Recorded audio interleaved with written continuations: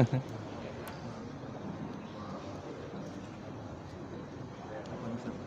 kasih Mas.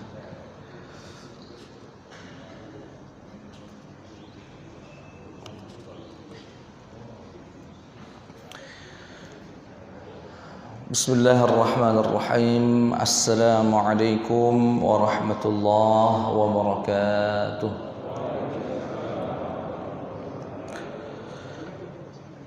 Alhamdulillah, wassalatu wassalamu ala sayyidina Rasulillah wa ala alihi wa sahbihi wa mawalah wattaba'a huda, amma ba'd.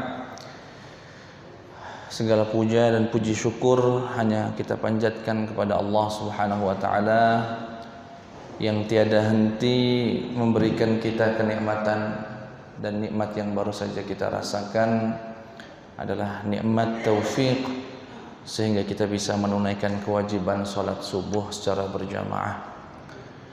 Salawat beriring salam tercurahkan kepada suri tauladan baginda Muhammad sallallahu alaihi wasallam. Semoga kita semua mendapatkan syafaat dari beliau, bahkan bisa bersama beliau, berdekatan dengan beliau di surganya Allah Subhanahu wa taala. Amin ya rabbal alamin. Biasanya pagi hari ini atau kajian kita mengkaji kitab Sunnatullah. Namun untuk selingan, hari ini kita akan ngaji tematik, akan mengaji tentang wasiat Rasulullah 3 hari sebelum beliau wafat. Sekali lagi, untuk sunnatullahnya seharusnya kita masuk sunnatullah yang keempat, tapi untuk selingan karena memang bukan kajian kitab, hari ini kita akan membahas wasiat Rasulullah sallallahu alaihi wasallam 3 hari sebelum beliau meninggal dunia. Namun sebelum kita mulai, mungkin yang muda-muda, kalau yang sepuh tidak apa-apa, yang di belakang agak maju tidak apa-apa. Yang muda-muda biar dulu di zaman Rasulullah itu rebutan orang pengen deket. Ayo maju. Yang muda-muda, kalau yang sepuh tidak apa-apa sambil nyender mungkin.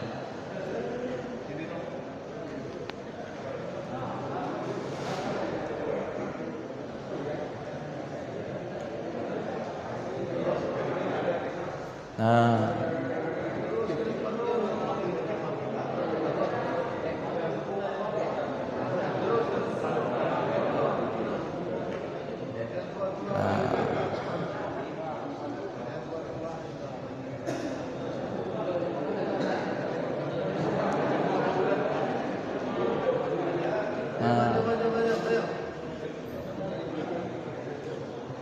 iya. Baik.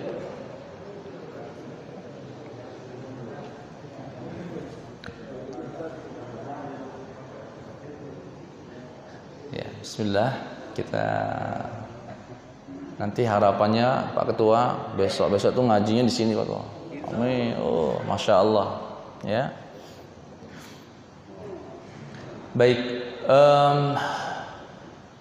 Wasiat itu apa? Biasanya kalau membahas tentang wasiat Rasulullah sebelum wafat, yang terlintas dalam pikiran kita adalah sholat. Ya, biasanya wasiat tentang sholat, dan memang betul di antara wasiat terakhir Rasulullah Sallallahu Alaihi Wasallam adalah sholat. Namun pada pagi hari ini yang akan kita bahas adalah wasiat yang tepat diberikan oleh Rasulullah 3 hari sebelum beliau wafat.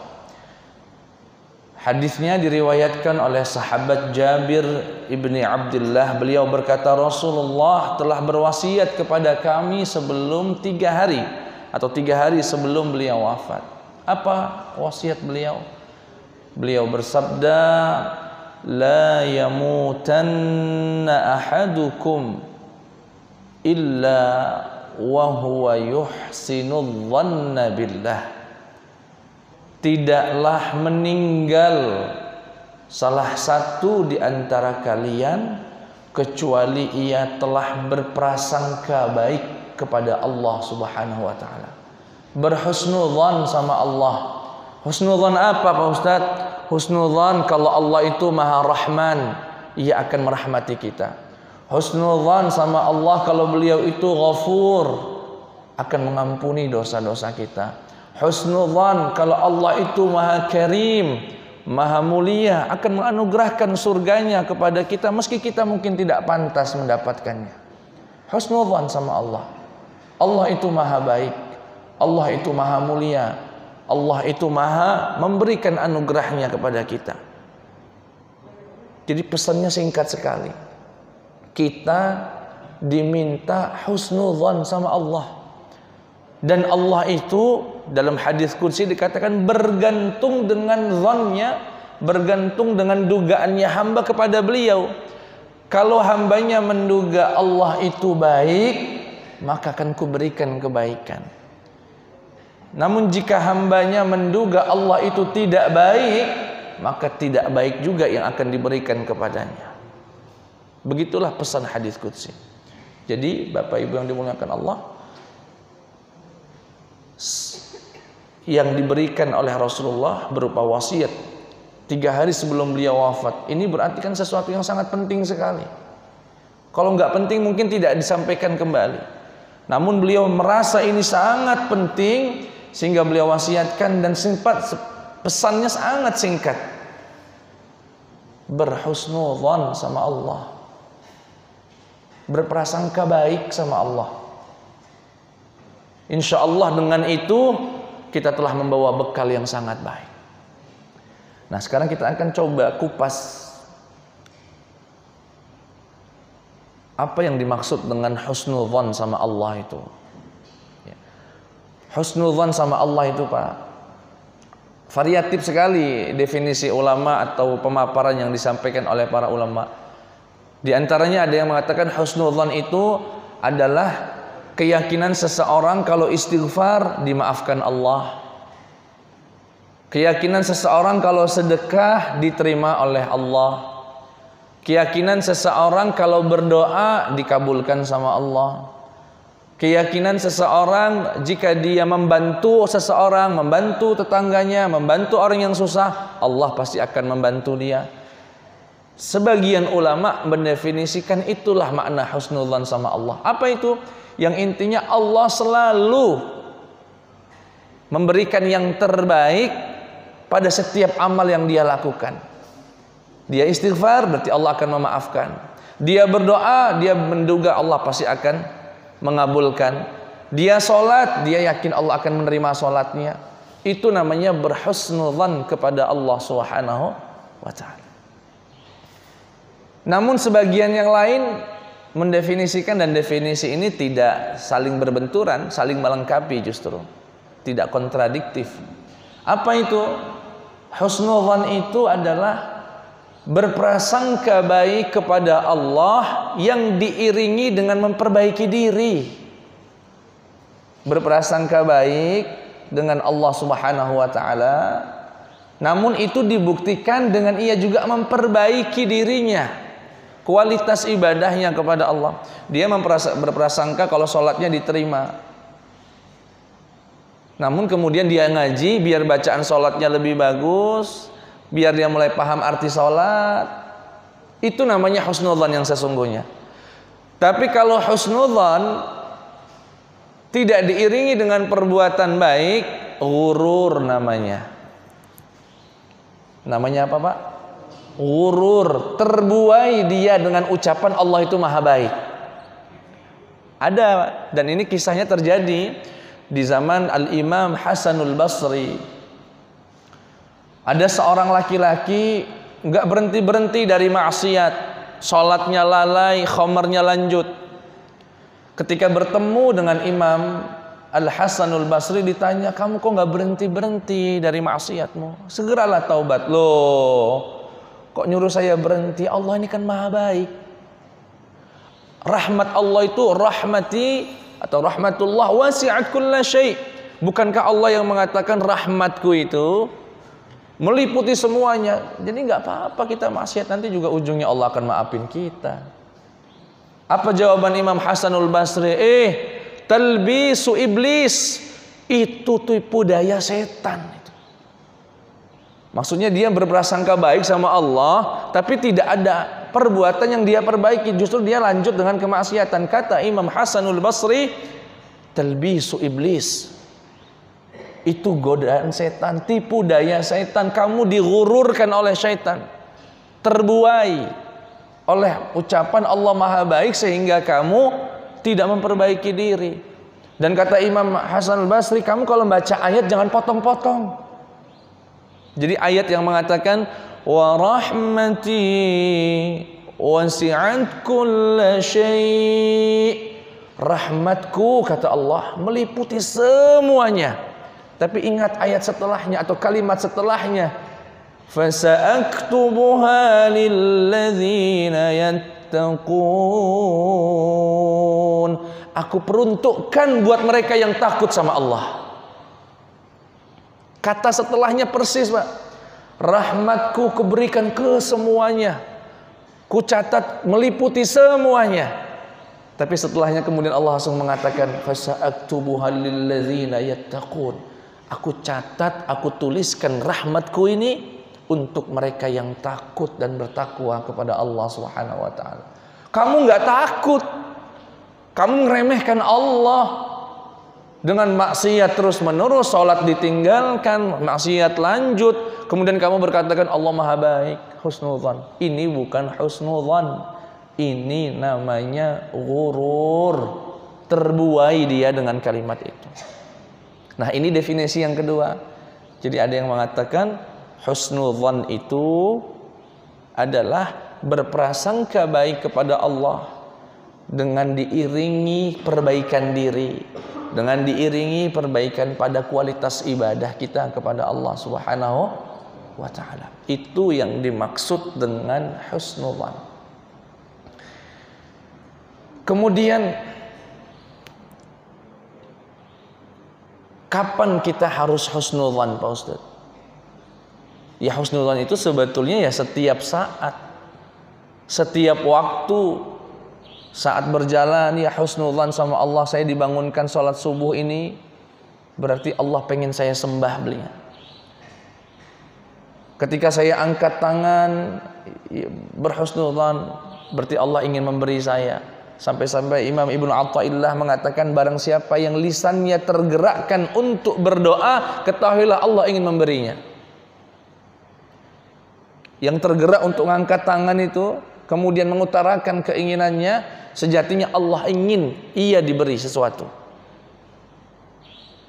Namun demikian, meski kita dianjurkan untuk husnudzan sama Allah Subhanahu wa taala,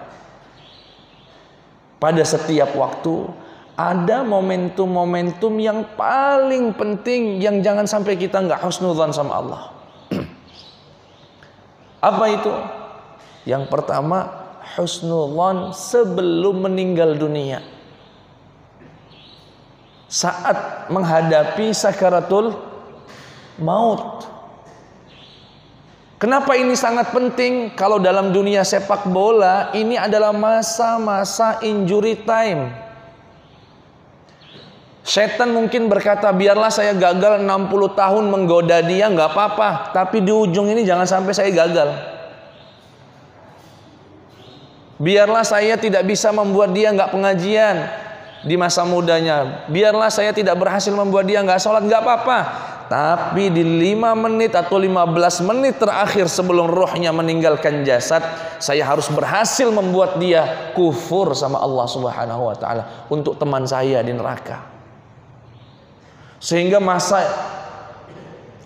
sakaratul maut atau menjelang sakaratul maut adalah waktu yang paling genting dihadapi oleh seseorang. Dan disinilah syaitan akan berusaha sekuat tenaga dia untuk membuat kita kafir kepada Allah Subhanahu wa taala. Dalam beberapa referensi, di antaranya kitab At-Tadhkirah karangan Imam Al-Qurtubi, disebutkan bahwasanya orang yang sedang sakaratul maut atau sedang menghadapi kematian, itu artinya tatkala kita sedang berbaring, Pak. Tatkala kita sedang berbaring, orang di sekitar kita membaca Yasin. Mungkin sebagian ada yang sibuk manggil dokter. Kita mungkin mata sudah tertutup namun telinga masih mendengar. Dan ruh perlahan sudah mulai meninggalkan jasadnya. Saat itu kata Imam Qurtubi, biasanya orang akan didatangi sosok yang dia cintai, sosok yang dia hormati, seperti orang tua, seperti gurunya. Walaupun kemudian beberapa ulama termasuk Ibnul Qayyim atau Ibnu Taimiyah mengatakan tidak semua orang mengalami ini, tapi tidak menutup kemungkinan ketika kita sedang menghadapi sakaratul maut itu hadir sosok yang kita taati, kita hormati seperti orang tua. Padahal itu adalah syaitan yang berwujud sosok yang kita sukai. Kenapa? Untuk mengantarkan kita kepada kekufuran kepada Allah Subhanahu wa taala. Dan ini dialami dan disebutkan dalam kitab itu, dialami oleh Imam Ahmad bin Hanbal. Siapa Imam Ahmad bin Hanbal? Ya, pimpinan mazhab Hambali yang mendirikan mazhab Hambali. Itu nama aslinya Ahmad bin Hanbal. Beliau punya anak namanya Abdullah. Jadi Abdullah bin Ahmad bin Hanbal namanya. Beliau yang menceritakan kejadian yang terjadi pada ayahnya, dan ini pun terjadi oleh ulama besar lain. Apa itu? Tatkala Imam Ahmad bin Hanbal diduga keluarganya sedang sakaratul maut. Padahal setelah itu beliau nggak sakaratul maut, Pak. Tapi orang-orang sekitarnya sangkanya beliau ini sedang sakaratul maut. Sehingga anaknya ini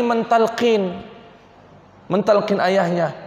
Dikatakan la ilaha illallah. Imam Ahmad justru berkata tidak. Bayangkan, Pak, Imam Ahmad bin Hanbal, imamnya ahli sunnah wal jamaah. Beliau mengatakan ketika ditalkin la ilaha illallah, beliau katakan tidak.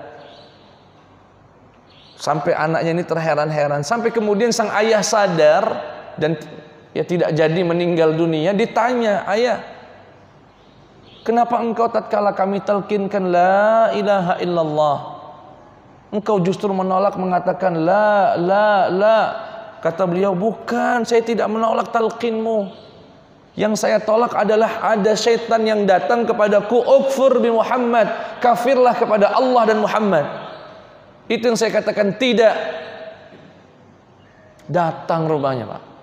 Nah, di masa-masa seperti inilah pesan Rasulullah kemudian berlaku, jangan sampai meninggal kecuali dalam keadaan berhusnudzan sama Allah. Ya Allah, jikalau ini adalah ajalku, kalau hari ini datang ajalku, ku tahu ya Allah tak banyak bekal yang ku bawa, tapi ku yakin engkau akan memberikan ampunanmu padaku. Itu yang harus tertanam, Pak, di hati kita sebelum nanti kita sakaratul maut. Jangan mikirin warisan, biarlah diurus anak. Jangan mikirin bagaimana besok, bagaimana. Begitu dalam kondisi-kondisi naudzubillah terdesak, sudah genting, dan kita yang akan mengetahuinya itu. Yang pertama kali harus tertanam di dalam hati, berhusnudzan sama Allah Subhanahu wa taala, bahwasanya Allah akan memaafkan kita. Allah akan menerima kita dengan segala kekurangan kita. Itu bekal yang luar biasa yang insya Allah akan mengantarkan kita kepada surganya Allah Subhanahu wa taala. Sebuah kisah yang mungkin sudah pernah didengar, dialami oleh Abu Nuwas. Kalau di Indonesia dikenalnya Abu Nawas. Nama aslinya sebetulnya Hasan bin Hani. Hasan bin, dijulukinya Abu Nuwas, bukan Nawas. Nah, datang Abu Nuwasnya.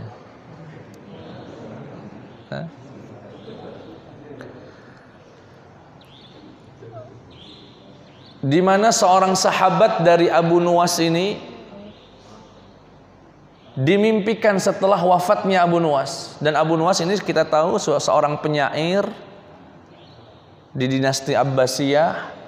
Namun penyairnya isinya adalah memuji perempuan, muji khamar. Kalau dia udah kelaparan nggak punya duit, datang ke presiden, datang ke raja, puja-puji rajanya, dipuji-puji rajanya biar dapat duit. Habis itu untuk minum. Singkat cerita, sahabatnya ini yang sudah beberapa waktu tidak ketemu dengan Abu Nuwas dapat informasi kalau Abu Nuwas meninggal dunia. Nama sahabatnya Muhammad bin Nafi'. Nah, Muhammad bin Nafi' ini rupanya terakhir pertemuannya terjadi semacam sedikit ya keributan lah dengan Abu Nuwas. Padahal Muhammad bin Nafi' ini orang soleh yang sudah berusaha untuk menasihati Abu Nuwas namun tidak dengar-dengar. Singkat cerita beberapa waktu tidak ketemu, dapat info kalau Abu Nuwas telah meninggal dunia. Rasa bersalah yang luar biasa dia rasakan oleh Abu Nuwas ini. Ya Allah, teman saya sudah meninggal. Dalam pikirannya meninggal dalam keadaan yang buruk. Terbawa mimpilah pikiran itu. Begitu mimpi bertemu dengan Abu Nuwas. Kamu Abu Nuwas kan? Iya, saya Abu Nuwas. Hasan bin Hani. Iya, Hasan bin Hani. Nama aslinya Hasan bin Hani. Madza fa'alallahu bik? Apa yang sudah Allah perbuat kepadamu ya Abu Nuwas? Ghafarallahu li. Allah telah memaafkan dosa-dosaku. Loh, dengan apa Allah maafkan dosa-dosamu? Kata beliau, dengan 4 kalimat yang aku tuliskan dalam lembaran kertas sebelum aku wafat. Sebelum aku wafat. Di mana kau letakkan lembaran kertas itu? Di kasur di mana Allah mencabut nyawaku. Bangunlah Muhammad bin Nafi' ini, singkat cerita, tidak ada di pikirannya kecuali ingin mendapatkan kertas itu, Pak. Seketika dia mendatangi rumah Abu Nuwas, izin kepada keluarganya dan bertanya apakah Abu Nuwas pernah meninggalkan suatu kertas sebelum dia meninggal. Dikatakan tidak, namun ia pernah meminta kertas dan pena sebelum meninggal dunia. Dan kami nggak tahu di mana kertas itu. Kata Muhammad bin Nafi', izinkan aku masuk ke dalam kamarnya. Ketika diizinkan, dicari tepat di bawah bantal dari Abu Nuwas di mana ia meninggal dunia, ada selembar kertas dan tertulis 4 kalimat yang di Indonesia sering dianggap ilahi lastulil firdausi ala. Walaupun maknanya sejalan dengan itu, tapi bukan kalimatnya, bukan begitu. Apa kalimat yang kemudian dengan kalimat itu Allah maafkan segala kesalahan Abu Nuwas? Dikatakan, in 'azumat dzunubi kathratan falaqad 'alimtu bi anna 'afwaka 'azamu. Ya Allah, ku sadar betul aku akan menghadapimu dengan dosa yang begitu banyak. Tapi aku yakin ampunanmu jauh lebih besar daripada dosaku. In kana la yarjuka illa muhsinun fabiman yaludhu wa yastajirul mujrimu. Ya Allah, kalau ampunanmu dan rahmatmu kau khususkan buat orang-orang soleh, buat orang-orang yang baik sepanjang hidupnya, lalu kepada siapa orang berlumuran dosa sepertiku meminta maaf. Kata Abu Nuwas, ya Allah, kalau ampunanmu, rahmatmu kau khususkan buat orang-orang soleh, lalu orang jahat sepertiku ini minta kepada siapa lagi? Aku angkat kedua tanganku ini ya Allah, memohon dan meminta sebagaimana engkau perintahkan. Jika doa ini kau tolak, lalu siapa yang akan menerimanya? Ya Allah, tiada banyak bekal yang kubawa untuk menghadapmu kecuali dugaanku yang baik kepadamu dan aku seorang muslim. Tidak ada bekal yang kubawa menghadapmu kecuali aku telah menduga baik kepadamu ya Allah, dan aku seorang. Dengan itu Allah ampuni dosanya Abu Nuwas. Berprasangka baik kepada Allah Subhanahu wa ta'ala. Dan tidak heran jika ini menjadi pesan baginda Muhammad sallallahu alaihi wasallam 3 hari sebelum beliau wafat, karena beliau tahu betul Al-ibratu bil khawatim, yang menentukan surga dan nerakanya manusia itu di detik-detik terakhirnya itu. Meninggal atas keimanan kepada Allah atau meninggal atas sebaliknya kekufuran kepada Allah Subhanahu wa taala. Sehingga beliau berpesan husnudzan, husnudzan. Berprasangka baiklah kepada Allah Subhanahu wa ta'ala. Berprasangka baik yang diiringi dengan terus usaha memperbaiki diri, usaha untuk menambah ilmu, berusaha terus untuk meluruskan niatnya. Itulah pesan baginda Muhammad sallallahu alaihi wasallam, yaitu husnudzan sebelum meninggal dunia. Tetapi Pak, sulit kiranya orang akan mudah husnudzan di akhir hidupnya jika di dalam kehidupannya nggak pernah husnudzan sama Allah. Kenapa?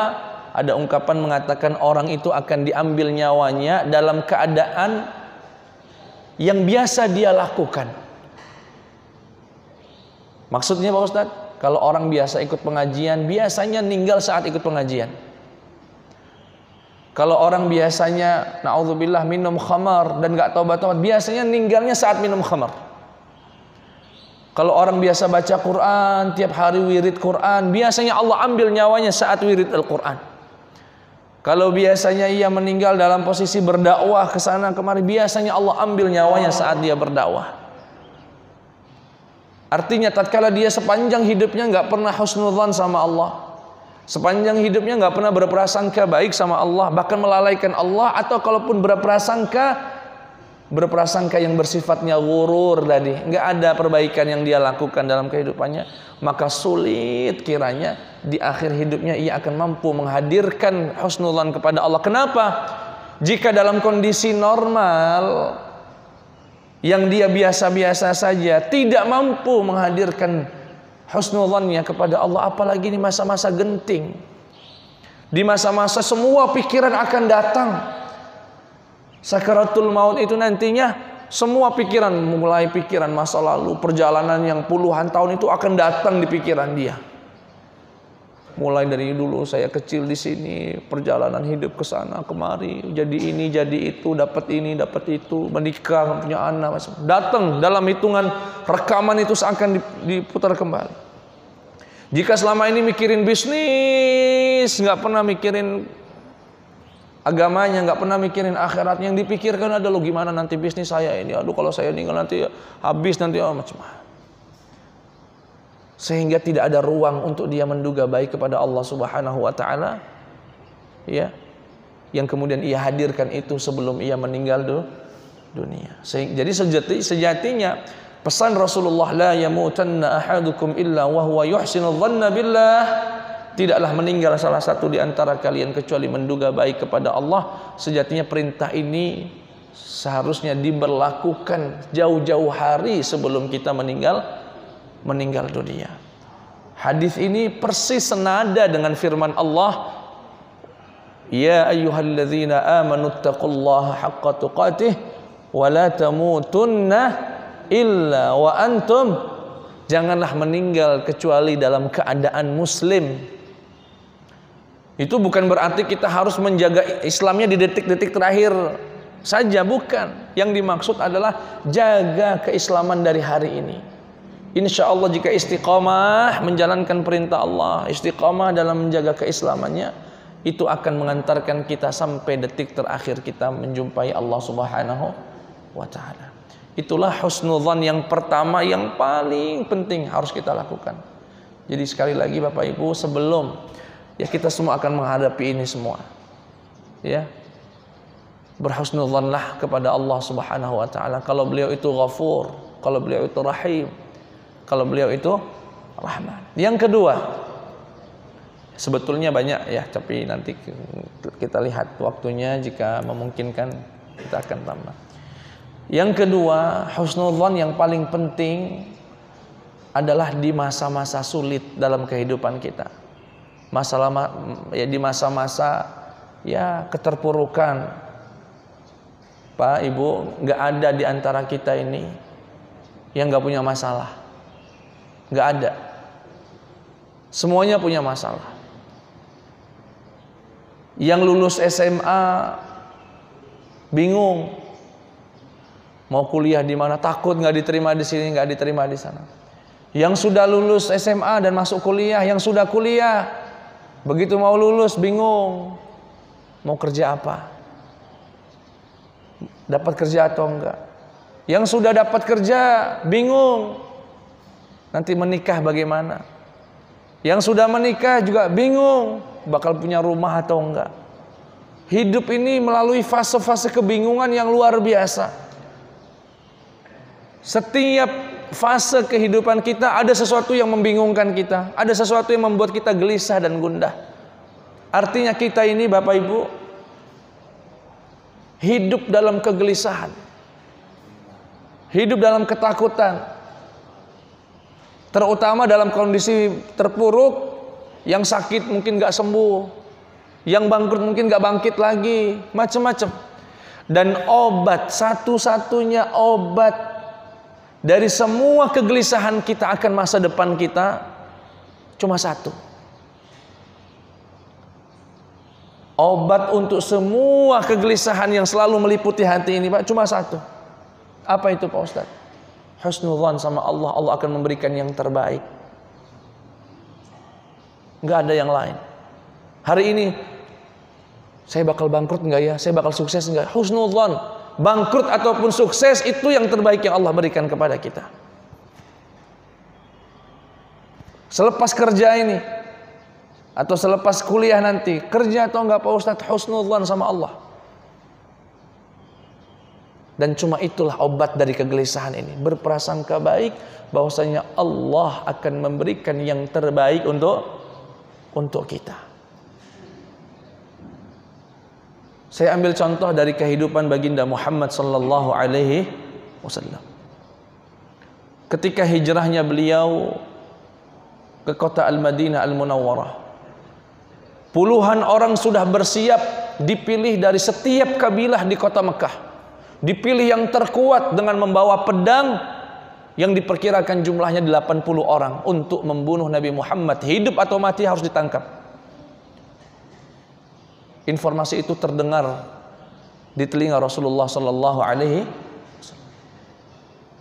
Dan Rasulullah pun kemudian mendapatkan wahyu untuk segera hijrah ke kota Madinah. Siang bolong, ketuk pintu rumah Abu Bakar. Tak.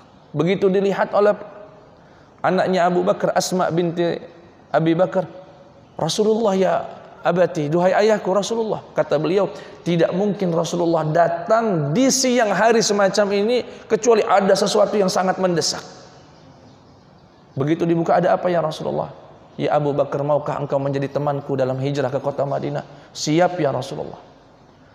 Kemudian apa yang dilakukan? Abu Bakar langsung mempersiapkan tugas untuk anak-anaknya. Asma, nanti tugas kamu bawain makanan ke goa yang tempat kami nanti bersembunyi. Abdullah, kamu ikut kami ke goa untuk mencari informasi apa yang dipersiapkan orang Mekah untuk kami. Sudah strategi yang luar biasa dilakukan oleh Abu Bakar. Bahkan juga mempersiapkan onta terbaiknya untuk ditunggangi oleh Rasulullah berangkat ke kota Madinah Al-Munawwarah. Rasulullah pun kemudian kembali ke rumahnya meminta Sayyidina Ali. Sayyidina Ali yang tidak lain adalah keponakannya sendiri, yang kemudian nantinya akan menjadi menantunya. Sayyidina Ali, kamu nanti tidur di atas kasur saya. Strategi yang luar biasa. Strategi yang luar biasa. Setelah itu keluarlah Rasulullah SAW sebelum subuh bersama Abu Bakar untuk hijrah ke kota Madinah. Yang singkat cerita, mampirlah beliau ke goa yang disebut dengan goa Thur. Bukan goa Hira ya Pak ya. Kalau goa Hira turunnya wahyu, itu di Mekah. Ini goa Thur juga di Mekah, tapi tempatnya Rasulullah sallallahu alaihi wasallam untuk berlindung diri. Nah, di sini Pak yang saya ingin contohkan. Beliau berada di dalam goa berdua saja dengan Rasulullah dengan Abu Bakar radhiyallahu anhu. Pasukan yang sudah merasa ketipu dengan Rasulullah karena rupanya yang di dalam itu Sayyidina Ali, dan Rasulullah keluar sebelum waktu subuh, merasa berang luar biasa. segera mengejar Rasulullah sallallahu alaihi wasallam. Sampailah mereka dengan pasukan yang kuat itu berada tepat di mulut goa. Tepat berada di mulut goa. Bayangkan Pak, sahabat putrinya Abu Bakar, Asma, dan begitu juga Abdullah, setiap kali mau mendatangi goa itu selalu membawa puluhan kambing. Setiap mau datang ngasih makanan kepada Rasulullah. Kan 3 hari Rasulullah di Goa Thur itu 3 hari lamanya, nganterin makanan. Itu selalu bawa kambing yang banyak. Rupanya agar jejak kakinya terhapus dengan jejak kaki kambing. Karena kan pasir Pak. Dan dia pasti dipantau oleh orang-orang musyrikin Quraisy. Kemana larinya Asma ini, kok tiap hari pergi keluar kota Mekah datang lagi. Sehingga pantauan itu dirasai oleh Asma binti Abi Bakar, dirasai oleh Abdullah putra Abu Bakar, sehingga mereka kalau datang bawa kambing biar menghapus sisa jejak dan gak bisa diikuti. Namun kenyataan berkata lain, pasukan itu bisa mendapati di mana Rasulullah bersembunyi. Tepat di mulut goa puluhan orang sudah berkumpul. Abu Bakar gelisahnya luar biasa. Ya Rasulullah, kalau mereka nunduk sedikit saja, nunduk begini, habis kita ya Rasulullah. Kalau beliau nunduk sedikit saja begini mereka itu dan melihat kita, habis kita ya Rasulullah. Apa jawaban Rasulullah? Perhatikan Pak, orang yang punya husnudzan sama Allah. Kalau mungkin bahasanya mungkin kalau bisa diucapkan, mungkin Rasulullah ingin mengatakan, ya Abu Bakar, kita sudah melakukan semua kemampuan selaku manusia. Semua strategi sudah kita lakukan. Mulai dari persiapan macam-macam, semua strategi sudah kita lakukan. Kemudian Rasulullah berkata, ma dhannuka dhann, husnudzan. Ya Abu Bakrin, ma dhannuka bithnaini wallahu thalithuhuma. Ya Abu Bakar, apa dugaanmu kepada 2 orang hamba Allah yang telah menjalankan segala perintah Allah? Apa dugaanmu ya Abu Bakar jika ada 2 orang yang terdesak, jika ada 2 orang yang kesulitan, yang ketiganya adalah Allah Subhanahu wa ta'ala? Apa dugaanmu ya Abu Bakar? Ada 2 orang hamba Allah yang terdesak, sedangkan yang ketiga adalah Allah. Kemudian Rasulullah berkata, la tahzan, innallaha ma'ana. Jangan sedih, jangan takut, sesungguhnya Allah bersama. Selamatlah beliau. Husnudzan, karena telah melaksanakan segala perintah Allah, segala sebabnya sudah dilakukan, strategi sudah dilakukan, sudah. Sisanya tanggungan Allah Subhanahu wa ta'ala, dan buktinya selamat. Husnudzan kepada Allah Subhanahu wa ta'ala. Husnudzannya Rasulullah nggak berhenti di sini, Pak. Lanjut perjalanan, singkat cerita selamat, nggak dilihat oleh orang. Pulang kembali ke Mekah. Rasulullah melanjutkan perjalanannya. Dan saat melakukan perjalanan itu Rasulullah melalui jalan yang nggak pernah dilakukan orang-orang Mekah saat menuju kota Madinah. Artinya ini bagian dari strategi juga. Ya. Berangkatlah Rasulullah SAW. Di tengah jalan ketemu seorang musyrik saat itu namanya Suraqah bin Malik, yang mendengar informasi siapa yang dapat membawa Muhammad hidup atau mati mendapatkan hadiah besar dari orang-orang musyrikin Quraisy. Ketika dia lihat itu kayaknya Muhammad itu, dikejarlah Rasulullah ini oleh Suraqah bin Malik dengan harapan bisa menangkap Rasulullah. Di sini kita lihat Pak, apa yang dilakukan oleh Abu Bakar dan Rasulullah. Abu Bakar tengok belakangnya, Rasulullah gimana itu ada Suraqah ya Rasulullah. Rasulullah lanjut saja baca ayat Quran. Lanjut, kenapa? Beliau husnudzan karena beliau sudah menyatakan atau sudah melakukan segala strategi sudah kita lakukan. Segala hal selaku manusia sudah kita lakukan. Yang melengkapi adalah Allah Subhanahu wa ta'ala. Tenang. Orang kalau sudah husnudzan, segala kegelisahan itu akan hilang. Dan kegelisahan itu akan biasanya datang saat kita terpuruk. Sehingga husnudzan sama Allah Subhanahu wa ta'ala adalah obat dari segala kegelisahan itu. Kalau sudah hilang gelisahnya, baru kita bisa berpikir dengan baik untuk menyusun strategi, melakukan sesuatu yang kemudian mewujudkan dari apa yang kita inginkan. Hal ini juga pernah terjadi dialami oleh Nabi Abul Anbiya, ayahnya para nabi, Nabi Ibrahim alaihi. Ketika beliau sudah menghancurkan segala berhala yang dibuat oleh bahkan sebagiannya oleh ayahnya sendiri, dikumpulkanlah oleh Raja Namrud, kumpulkan kayu bakar sebanyak mungkin, biar menjadi pelajaran untuk semua manusia, bahwasanya siapapun yang menentang raja, nasibnya akan sama seperti Ibrahim. Dikumpulkanlah kayu bakar yang luar biasa, belum pernah dilihat oleh siapapun selama ini.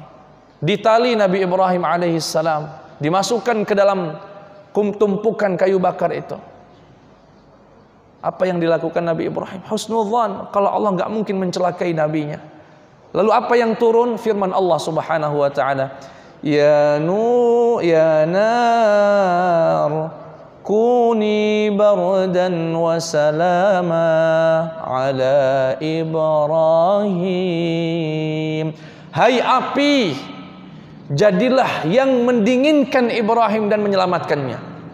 Kun fayakun.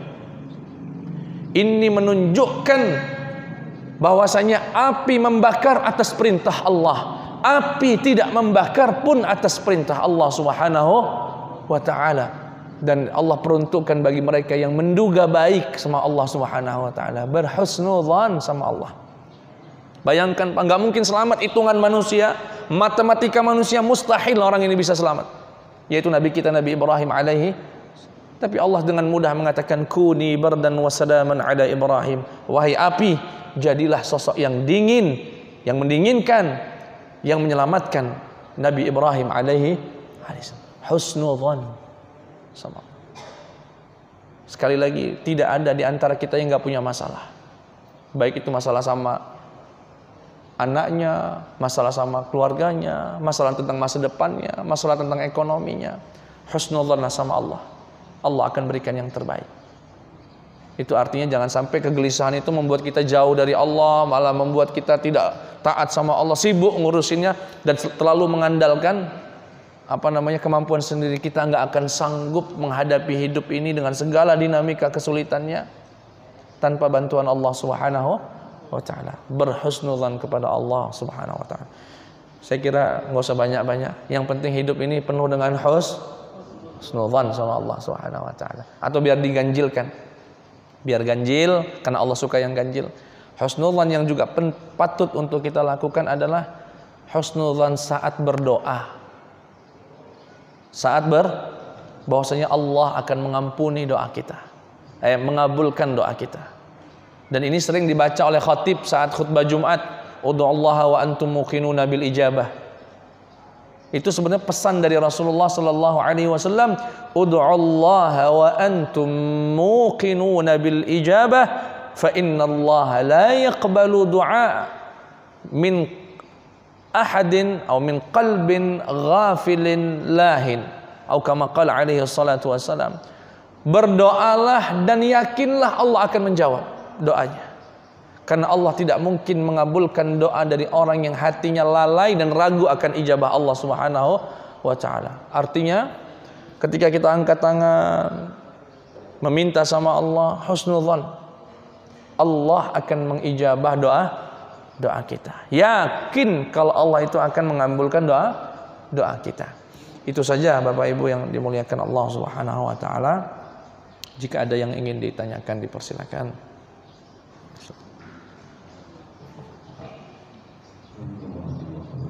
Waalaikumsalam.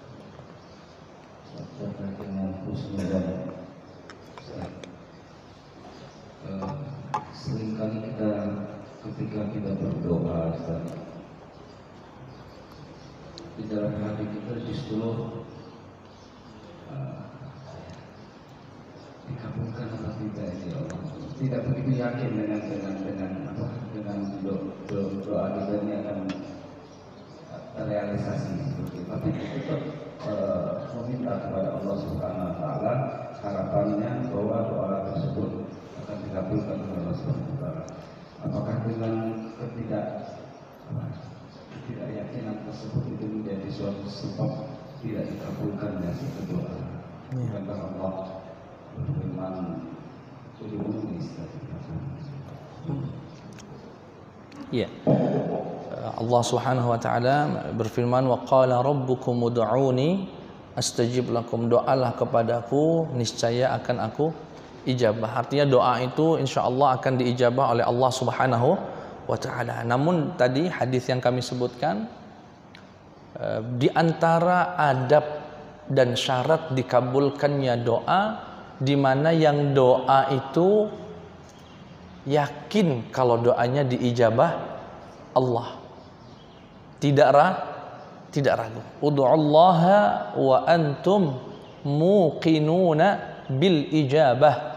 Doalah dalam keadaan yakin kalau doa itu akan dikabulkan oleh Allah Subhanahu wa taala.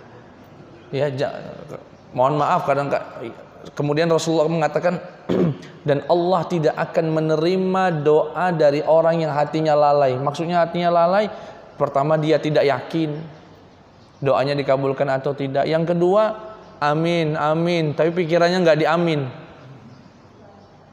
Yang mimpin doanya mah Rabbana zalamna anfusana wa illam taghfir lana, ya Allah kami telah berbuat lalim, maafkan kami, rahmati kami. Amin, amin, amin. Tapi mikirin nanti kemana, nanti makan, amin, makan siang makan apa, amin, amin. Yang begini nih jangan berharap untuk dikabulkan doanya oleh Allah. Karena kata Rasulullah, Allah tidak akan mengabulkan dari orang yang lalai saat berdoa sama Allah Subhanahu wa ta'ala. Jadi apakah Allah tidak akan mengabulkan doa orang yang ragu doanya akan iya, tidak akan mengabulkan. Karena itu janji Rasulullah sallallahu alaihi wasallam. Kecuali keraguan itu sebuah proses.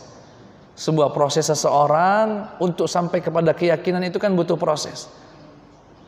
Ya, jika dia dalam proses tidak apa-apa, tapi setiap doa dia ragu, maka ini masuk dalam kategori hadis yang disebutkan Rasulullah, berdoalah dengan keyakinan Allah akan mengijabah doa karena Allah tidak akan menerima doa orang yang tidak meyakini doanya akan diijabah. Namun yang perlu dipahami, Allah itu menjawab doanya bukan berarti harus sesuai dengan keinginan kita. Jangan mendikte Allah, karena Allah tahu mana yang lebih maslahat untuk kita.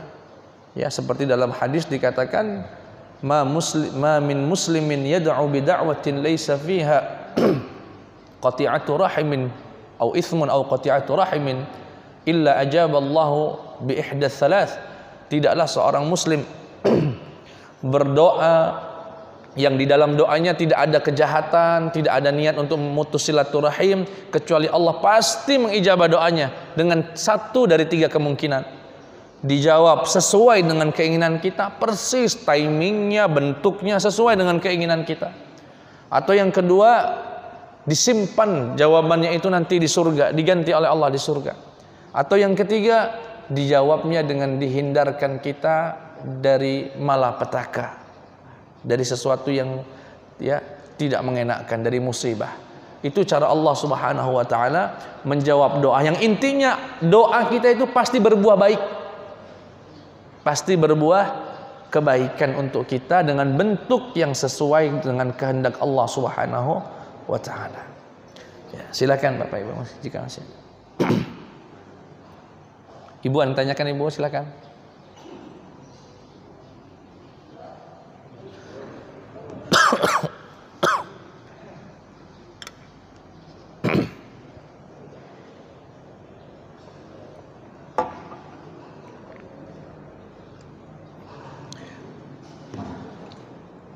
Ada?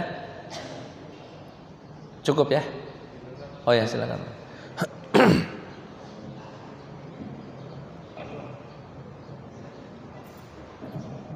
Terima kasih Pak Ustaz. Assalamualaikum warahmatullahi wabarakatuh. Waalaikumsalam. Sampaikan bahwasanya dan doa kita semua bahwa kita janganlah berjuang kalau bukan dalam muslim. Artinya kita berupaya supaya kita berjuang dalam muslim. Karena begitu penting dan beratnya di akhir hayat kita bisa saja tidak muslim, kita meninggal kondisi tidak muslim. Di satu sisi bahwasanya kita juga mengetahui bahwa tidak akan tertutup pintu surga sebelum seluruh umat Muhammad masuk ke dalamnya. Ini ada semacam kontradiktif antara keduanya. Di satu sisi bahwa tidak semua orang Islam ini meninggal dalam kondisi muslim. Di satu sisi tidak akan tertutup pintu surga sebelum seluruh umat Muhammad masuk ke dalamnya. Nah, seperti apa ini kalau saya bisa optimis?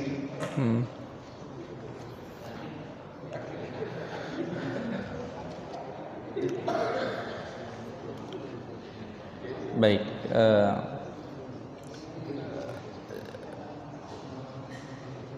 pertama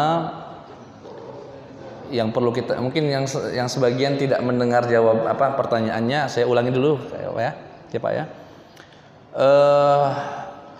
Dikatakan bahwasanya tidak akan ditutup pintu surga sampai seluruh umat Nabi Muhammad masuk ke dalam surga. Ini satu poin, dan ini pasti semua umat Islam pasti masuk surga.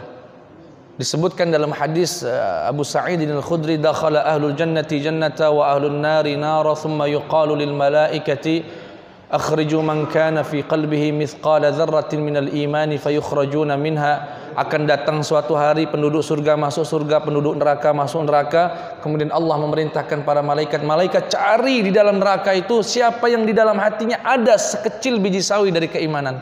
Kalau kau dapati, masukkan dia ke surga. Sampai tidak ada satu umat Islam pun kecuali ia akan masuk surga, walaupun sebagian transit dulu di neraka. Semoga tidak, kita termasuk yang tidak sudah transit, delay pula. Nauzubillah min dzalik. Ya, itu poin yang disampaikan. Tapi di satu sisi yang lain kita disuruh umatnya Nabi Muhammad ini suruh menjaga keislaman sampai akhir hayat. Namun ada yang tidak berhasil. Artinya tidak berhasil meninggal dalam keadaan Islam sehingga dia masuk neraka. Sekilas ada kontradiktif, ada benturan antara keduanya. Pertama begini. Umat Nabi Muhammad itu ada dua macam. Umat Nabi Muhammad itu ada dua jenisnya. Yang pertama disebut dengan ummatud da'wah namanya. Umat dakwah. Yang kedua umat ijabah. Teori ini berlaku dalam ilmu akidah. Ada namanya ummah dakwah, ummah ijabah. Ummah dakwah itu siapa? Seluruh manusia yang lahir setelah Rasulullah diutus menjadi nabi. Artinya umat yang jadi objek dakwahnya Rasulullah. Kafirkah dia, Hindukah dia, pokoknya mereka ini umat dakwahnya Rasulullah. Mereka ini umat Nabi Muhammad semua. Tapi umat dakwah maksudnya umat yang menjadi objek dakwahnya Rasulullah. Nah, dari umat-umat ini yang menerima dakwahnya Rasulullah, artinya masuk Islam, disebut dengan umat ijabah. Kita ini umat ijabahnya Rasulullah sallallahu alaihi wasallam. Nah, ada orang muslim menerima dakwah Rasulullah sallallahu alaihi wasallam, menjadi muslim, percaya kalau Nabi Muhammad itu utusan Allah. Tahu-tahu di akhir hidupnya, naudzubillah, dia meninggal dunia dalam keadaan tidak beriman kepada Rasulullah sallallahu alaihi wasallam, kafir misalnya. Maka dia menjadi umat dakwah saja, tidak menjadi umat ijabah. Artinya apa? Masuk neraka. Tapi umat Nabi, kalau yang dikatakan tadi seluruh umat Nabi Muhammad masuk surga, yang dimaksud adalah umat ijabah. Kalau umat dakwah tidak masuk surganya Allah Subhanahu wa taala. Namun ya, nanti sebetulnya dalam kitab ini bisa ada beberapa sunnatullah yang bisa dijadikan jawaban untuk beberapa kegelisahan dalam pikiran kita tentang kasihan benar orang sudah ibadah sepanjang tahun gitu, muslim, di ujung hidupnya kemudian meninggal dunia. Saya bisa pastikan tidak ada satu muslim pun yang tulus beribadah kepada Allah dimatikan dalam su'ul khatimah, nggak ada. Husnudzan sama, nggak mungkin. Yang diwafatkan oleh Allah dalam keadaan su'ul khatimah adalah para munafiqun yang menampakkan keislamannya tapi batinnya tidak iman sama Allah. Banyak ini Pak. Tapi bukan di Indonesia, di luar sana. Ya, dan yang semacam ini, jadi dengan ini Pak, sekalian biar nggak gelisah ya. Saya juga terkadang takut gelisah yang lainnya. Ada hadis kan mengatakan begini, wa inna ahadakum la ya'malu bi'amali ahli al-jannati hatta yakuna bainahu wa bainal jannati illa dhira' fayamalu bi'amali ahli an-nar fayadkhulun nar atau kama qala alaihi salatu wasalam. Ada di antara kita ini yang selalu beramal-amal ahli surga sampai-sampai jarak dia sama surga itu tinggal satu hasta lagi. Tahu-tahu di ujung hidupnya dia mengamalkan amalan ahli neraka, dia masuk neraka. Bahkan setelahnya Rasulullah mengatakan wa inna ahadakum la ya'malu bi'amali ahli nar. Ada salah satu di antara kalian yang mengamalkan amalan ahli neraka sampai jarak dia sama dengan neraka itu cuma satu hasta saja. Tapi di ujung yang sehasta itu dia melakukan amalan ahli surga, masuk surga. Hadis ini kan cukup, wah kasihan amat dia beramal soleh sepanjang tahun, di detik terakhir dia melakukan kejahatan masuk neraka. Satu hal, ada orang mengamalkan amalan ahli neraka, di detik terakhir justru dia mengamalkan ahli surga, masuk surga. Hadis ini harus dipahami dengan hadis yang lain. Hadis yang lain lebih jelas keterangannya. Bunyinya begini, ada salah satu di antara kalian yang beramal amalan ahli surga namun tampak di luarnya saja, batinnya kufur sama Allah. Ini keterangan untuk menafsirkan hadis tadi. Sehingga nanti di akhir hidupnya Allah tampakkan isi hatinya, yang sesungguhnya itu, yang selama ini kita nggak tahu rupanya ada di hatinya, dan Allah tutup dengan itu. Inilah orang-orang yang kedua, ada orang yang melakukan ahli neraka, naudzubillah, mungkin bermaksiat sama Allah, tampak luarnya saja. Maksudnya gimana? Ada di antara kita, naudzubillah, mungkin dia minum khamar, tapi hatinya itu nangis Pak. Ya Allah, saya tahu khamar ini haram. Ya Allah, saya takut dengan neraka, tapi ya Allah, saya kalah dengan nafsu saya. Saya belum bisa ngelawan ya Allah. Orang yang semacam ini Allah tutup dengan kebaikan hidupnya. Allah tampakkan itu benih-benih keimanan tadi, yang sebetulnya dia malu namun dia kalah. Tapi hati-hati jangan kemudian dimanfaatkan ya. Oh, caknya boleh juga kayak ini. Nah, ini nggak bisa dibuat-buat. Allah yang maha tahu sekecil apapun di dalam hati kita. Kalau ada niatan nak main-mainkan Allah, jangan. Allah tahu. Wallah ya'lam la takhfa alaihi khafiyah wa ma akhfa. Tidak ada yang tertutupi di mata Allah Subhanahu. Semua terlihat sekecil apapun. Sesamarnya yang paling samar. Artinya jika ada niat, aku maksiat kaget tuh bahasa Palembang lagi. Saya maksiat aja nanti keluar Palembangnya dikit. Saya bermaksiat tapi saya merasa bersalah, nanti di ujungnya Allah maafin. Oh enggak. Allah tahu yang lebih batin, lebih samar daripada itu, Allah tahu. Nah, artinya dengan demikian tidak jadi masalah hadis Rasulullah yang mengatakan ada orang yang berlagak melakukan amalan ahli surga, tapi rupanya batinnya kafir sama Allah Subhanahu wa taala. Tapi yang dimaksud di sini munafik akidah ya Pak, karena munafik itu ada dua macam. Munafik yang mengeluarkan dia dari keislaman, ada munafik yang membuat dia tetap Islam. Itu namanya munafik amali. Munafik aqadi, nah jadi panjang. Enggak apa-apa Pak ya, dapat ilmu. Munafik aqadi itu adalah orang yang mengucapkan asyhadu alla ilaha illallah wa asyhadu anna Muhammad Rasulullah, tapi hatinya saya kafir sama Muhammad, saya nggak percaya itu Tuhan. Lalu Anda kenapa berislam? Nanti di akhirat dia akan ditanya. Ya kerjaan saya, memang kerjaan saya untuk jadi intelijen sehingga saya harus pura-pura jadi muslim. Dan saya pernah dengar lagi kisah langsung ini Pak di Bukhara. di Uzbekistan, perbatasan dengan Tajikistan, masjidnya Imam Bukhari. Itu ada orang 35 tahun ngabdi di masjid itu sebagai ustadz, ngajar ngaji, ngajar hadis, ngajar tafsir. Setelah 35 tahun tugasnya selesai, rupanya intelijen dari Rusia. Dia cukur semua jenggotnya, dia umumkan, mohon maaf selama ini saya hanya menjalankan tugas. Kafir aslinya, Pak. Ini namanya munafik aqadi. Pimpinannya di dunia ini namanya Abdullah bin Ubay bin Salul, pimpinan kaum munafikin yang hidup di zaman Rasulullah sallallahu alaihi wasallam.